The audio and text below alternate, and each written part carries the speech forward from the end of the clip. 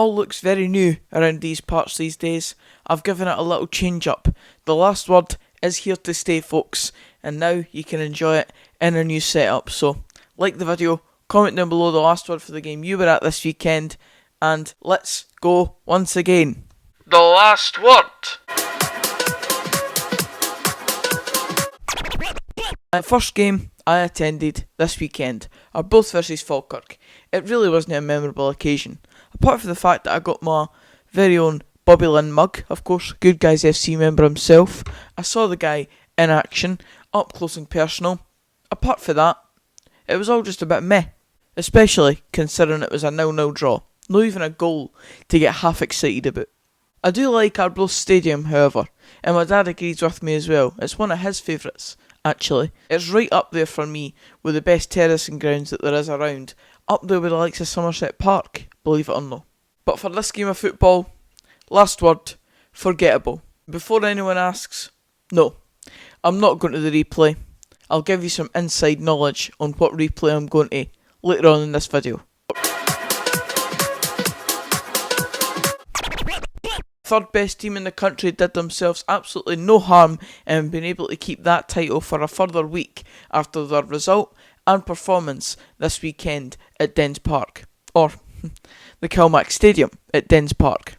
Sorry, all joking aside though, Motherwell breezed past this game and at times barely had to go into second gear to do so. Last word, easy street.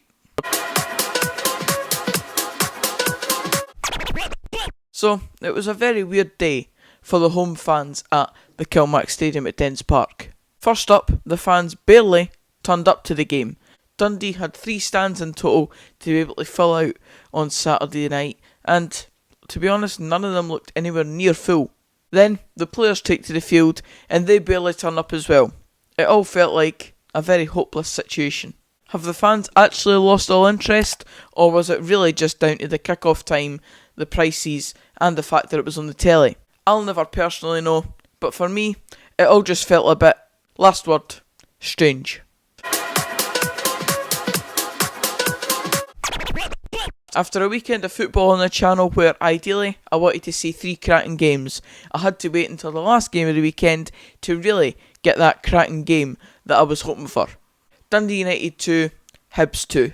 The game more than lived up to the hype that I was giving it, both on and off the pitch. Despite the fact that Dundee United maybe didn't play to the full potential that they could have, it was still a decent enough occasion and good play at times from both teams.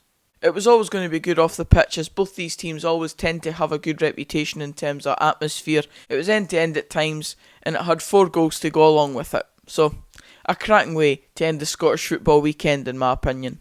Last word, spot on. And the Scottish Cup replay that I think I'll be going to is indeed this one.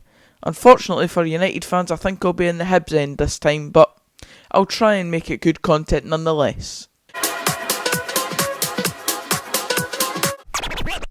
Friday night Scottish Cup fixture saw Stranraer in Scotland, travel to Ibrox. Now obviously, Stranraer got beat, but I highly doubt that when they look at their bank balance when the money for this game comes through, I don't think they'll give a diddly squat about the last 16 of the competition. It'll be like a lottery win for them as a club. See Dunfermline? These are the nice things that you can get if you actually go out on the field of play and do your job in cup competitions. But that's enough whinging on for me. Well done, Stranraer. You got your payday.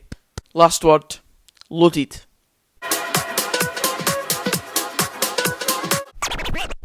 I was busy on Friday night doing a few things that meant I was away from social media for a good few hours. So, to come back to the news that Fort William had actually won a league game, I had to give it a double take. It wasn't exactly the most fancy or elaborate goal you'll ever see.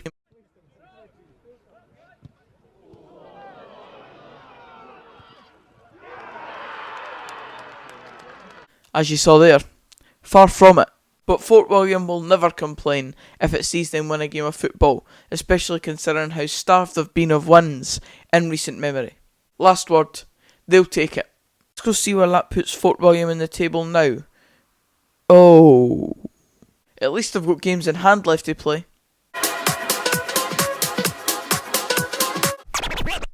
This could have been a potential banana skin for the team that currently occupies second place in the Scottish Championship. A knockout cup tie away to Alloa always has that feeling of an accident waiting to happen, and it very nearly was for Inverness. Here was the goal action from the game. 1-0 Inverness. Alloa equalise. 1-1. 2-1 Inverness. Alloa equalise. 2-2. And then, 4 minutes from time, Charlie Trafford, the Inverness midfielder, steps up and slams home the winner in a surprisingly entertaining game at the Indodrill Stadium. I tried my best to search through Twitter to find the ideal last word for this one, so then I went to some of the Inverness players' tweets from after the game, and they came up with an absolute cracker. Last word, next round. Poor effort for a post-game tweet, lads. Must do better.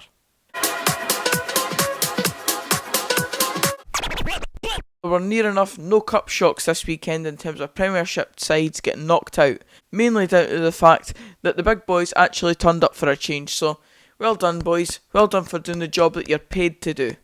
These three teams, Hamilton, Hearts and Kilmarnock, scored 16 goals between them in their respective games, without a single reply from their opposition. It's what you should expect for the top tier sides in these games, but they don't always do it. They should definitely do it more. Last word, ruthless. BSC Glasgow tour round the Scottish Cup so far has taken them to Methil and now East Kilbride.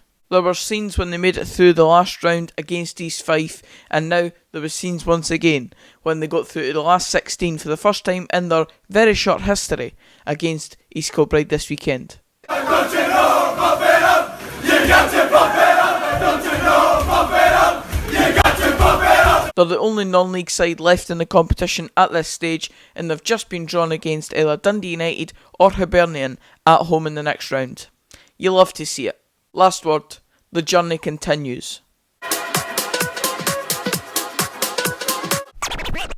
They may have went out with a 3-0 loss and not much to shout about in the actual game itself, but Broxburn Athletic, the whole club, the fans, the management and the players can certainly hold their heads high. They were the lowest ranked side left in the competition this season, so there was absolutely zero pressure on them to do anything in this game, so they've got to be applauded for their efforts this season, especially in the competition where, as we've said, barely any non-league sides made it anywhere near this far. And the fans sold out their away end at St Mirren, so everyone associated with Broxburn Athletic needs a good old pat on the back. Last word, done themselves proud. And the only cup shock to have happened this weekend in these fourth round ties was Ayr United 1, Ross County 0.